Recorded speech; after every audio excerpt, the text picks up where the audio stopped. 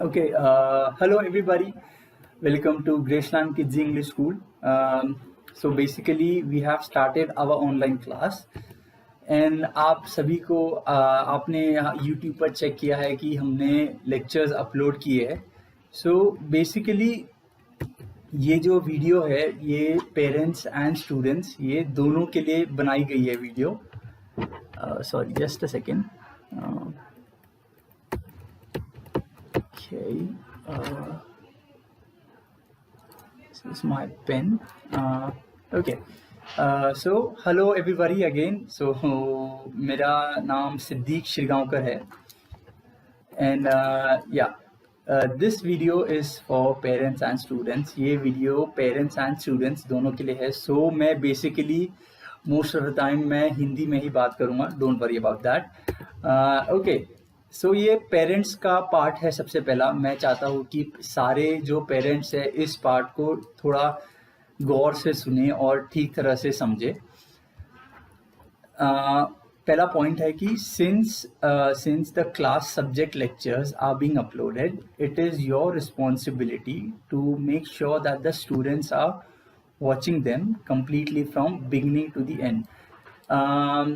Basically जब कोई student या फिर आपके जो बच्चे हैं वो क्लास के लेक्चर्स देखने के लिए जब बैठते हैं तो आपको इस चीज़ का बहुत ही अच्छे तरह से ध्यान रखना है कि वो स्टार्टिंग से लेकर एंड तक की वीडियो कम्प्लीटली वॉच करे. ये आपकी रिस्पॉन्सिबिलिटी बनती है कि आप ये चीज़ पर बहुत ही ज़्यादा ध्यान दें, क्योंकि बहुत बार ऐसा हो सकता है कि आपका बच्चा या फिर जो स्टूडेंट है वो बीच में ही वीडियो पॉज करे या फिर कोई और वीडियो देखने लग जाए.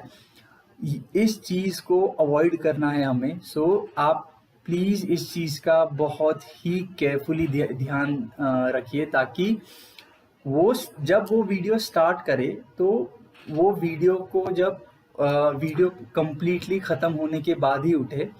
एंड अगर कोई किसी स्टूडेंट को लगता है कि मे बी कोई पॉइंट लिखना है या कुछ बुक में अंडरलाइन करना है तभी ही उन्हें पॉज करने दे.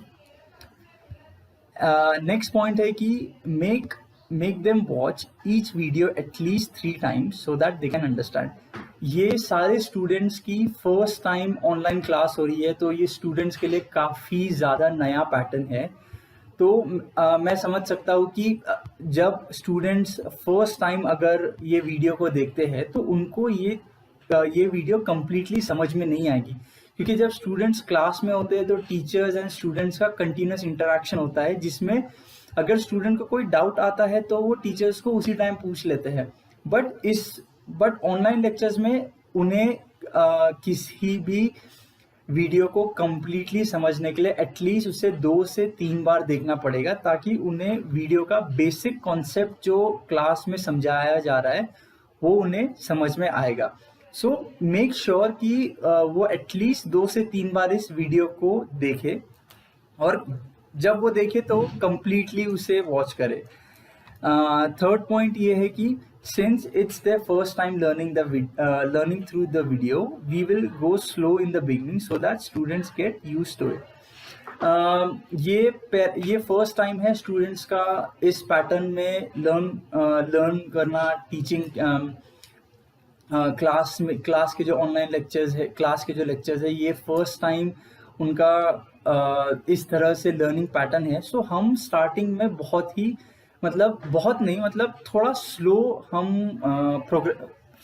हम जाएंगे ताकि स्टूडेंट्स यूज टू हो जाए, ताकि उन्हें भी इस कॉन्सेप्ट को ग्रैब करने में थोड़ी आसानी हो. अगर हम डेली लेक्चर्स या फिर हम डेली लेक्चर्स एकदम फास्ट तरह से अगर हम उसे अपलोड करते हैं तो स्टूडेंट्स को भी सारे लेक्चर्स देखने में, समझने में और होमवर्क करने में भी बहुत प्रॉब्लम होगी. The fourth point is make sure that they do their homework which is provided at the end of each class.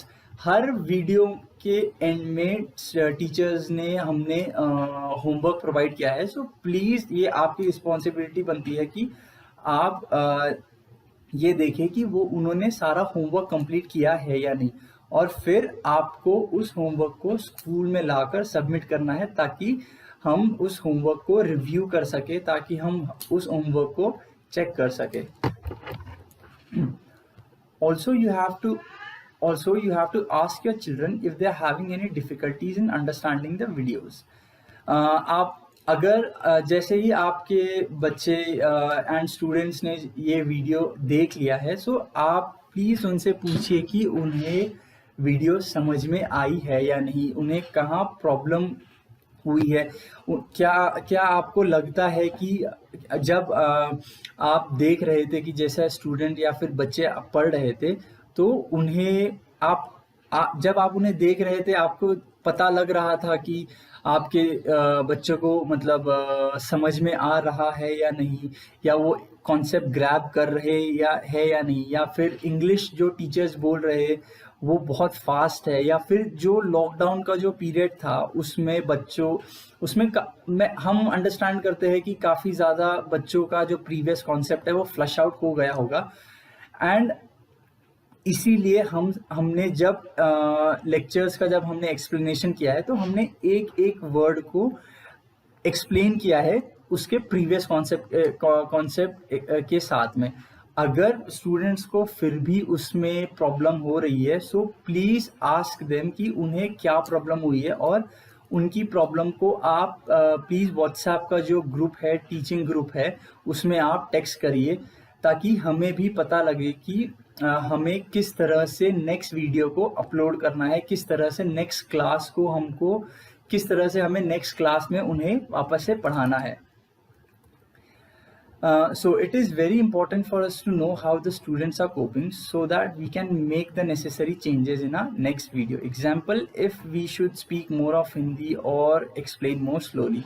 So जैसे ही आपने अपने बच्चों से पूछा है कि अगर उन्हें क्लास की जो वीडियोस है वो समझ में आ रही है, और जैसे किसी स्टूडेंट ने बोला कि ओके मुझे इंग्लिश समझ में ज़्यादा नहीं आ रही है, मुझे इंग्लिश के वर्ड्स कैच नहीं हो रहे, मुझे रीडिंग में प्रॉब्लम हो रही है, अगर जो भी प्रॉब्लम है ऑनेस्टली आप उसे हमें बताइए, ताकि हम हमारे टीचिंग पैटर्न के अंदर थोड़े से चेंजेस ला सके, ताकि ये जो चेंजेस हो वो स्टूडेंट के लिए ज़्यादा कंफर्टेबल हो। हम चाहते हैं कि स्टूडेंट को ज़्यादा कंफर्टेबिलिटी हो, ईजी हो ये लेक्चर्स समझने में, क्योंकि अगर हम सारे टीचर्स जो है कि वो एफर्ट इस चीज़ में डाल रहे हैं, सो वो एफर्ट हम चाहते हैं कि स्टूडेंट के बेस्ट बेनिफिट में हो। So please let us know if students are coping और not, and if the student has any doubts regarding the subjects, teachers will answer them during the school hours.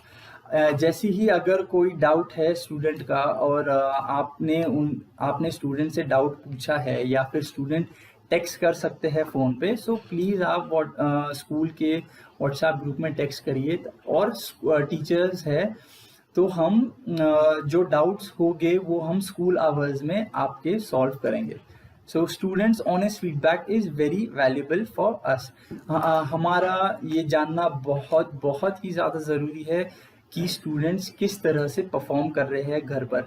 हम ये देख नहीं पाएंगे कि स्टूडेंट कैसा पढ़ रहे हैं, किस तरह से लेक्चर देख रहे हैं, क्या वो लेक्चर पूरा कंप्लीट कर रहे हैं या नहीं, ये हम नहीं देख पाएंगे। सो ये प्लीज़ आप इस चीज़ का बहुत ही ध्यान से उसे नोटिस करिए, और जो भी आपका ऑनेस्ट स्टूडेंट्स का जो ऑनेस्ट फीडबैक जो वो आपको देते हैं वो आप हमें बताइए।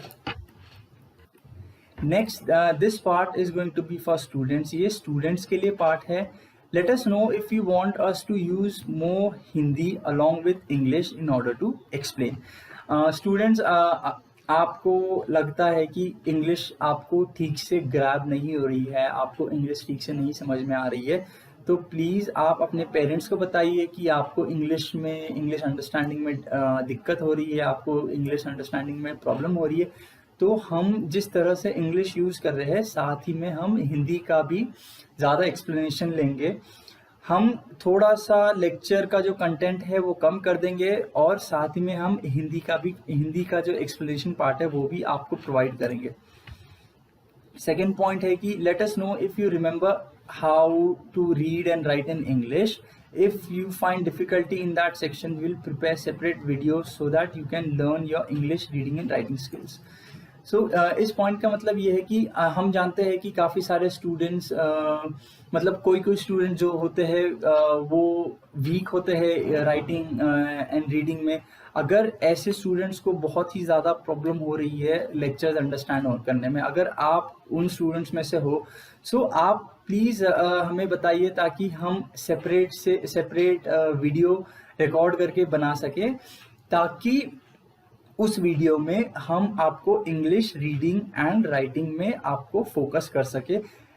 और इस वीडियो का पर्पस यही होगा ताकि आपको दूसरे वीडियोस समझने में आसानी हो. ठीक है. You have the school's number. Your parents have been added in the WhatsApp group, so you can ask your doubts over there. अगर जो स्टूडेंट्स है जो फ़ोन यूज़ करना जानते हैं तो आप व्हाट्सएप के स्कूल के ग्रुप में टेक्स्ट कर सकते हैं कि if you have any doubts or not. And since if you can not text, अगर आप टेक्स्ट नहीं कर सकते हो तो आपके पेरेंट्स को कहिए ताकि वो आपके डाउट्स, ठीक है, आपको जो डाउट्स जो पढ़ते वक्त आ रहे हैं, ताकि हमें भी पता लगे कि आपको वो चीज़ें समझ में आ रही है या नहीं. अगर आप व्हाट्सएप के ग्रुप में टेक्स्ट नहीं कर सकते हो तो जब आपके पेरेंट्स होमवर्क सबमिट करने आएंगे स्कूल के अंदर, तो आप एक सेक्शन बनाइए होमवर्क बुक में, ताकि और वहाँ पे डाउट्स लिखिए कि आपको ये चीज़ नहीं समझ में आई है, आपको ये पॉइंट नहीं समझ में आए हैं, और टीचर्स जो होंगे वो आपके डाउट्स उन बुक्स में या फिर व्हाट्सएप ग्रुप में आपको वापस से रिप्लाई करेंगे. So if you have any trouble, fear not, let us know where your progress stands. अगर आपको कोई भी प्रॉब्लम हो रही है अंडरस्टैंडिंग में, एनी प्रॉब्लम, अगर आपको कोई भी छोटी या फिर कोई भी बेसिक प्रॉब्लम है, आपको टीचर्स को बताना है, आपको हमें बताना है, ताकि हमें भी पता लगे कि आपको कितनी चीज़ें समझ में आ रही है. सो आपको बहुत ही ऑनेस्टली आपके पेरेंट्स को और हमें बताना है कि आपको वीडियोस समझ में आ रही है या नहीं. ये वीडियोस आपके बेनिफिट के लिए बनाई जा रही है, ये वीडियोस इस ईजी वे में बनाई जा रही है ताकि आपको समझ में आ सके. और अगर आपको फिर भी ये नहीं समझ में आ रही है, सो आप हमें आपके डाउट्स बताइए. ठीक है. ये नहीं बताना कि हमें वीडियो नहीं समझ में आ रही है. अगर आपको कोई वीडियो नहीं समझ में आ रही तो क्यों नहीं समझ में आ रही है, आपको ये बताना बहुत ज़रूरी है. ठीक है.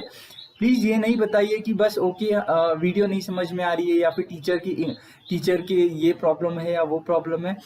अगर जो प्रॉब्लम है उसके साथ में रीज़न भी प्रोवाइड किए कि ओके अगर टीचर की इंग्लिश बहुत ज़्यादा फास्ट है तो, या फिर अगर आप चाहते हैं कि टीचर हिंदी में बोले तो हम वो भी करेंगे. ठीक है.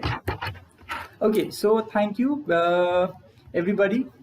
Thank you parents and students ये वीडियो देखने के लिए. आई होप आप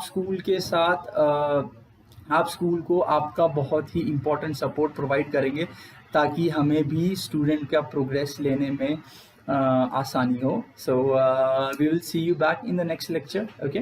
thank you everybody. Have a good day.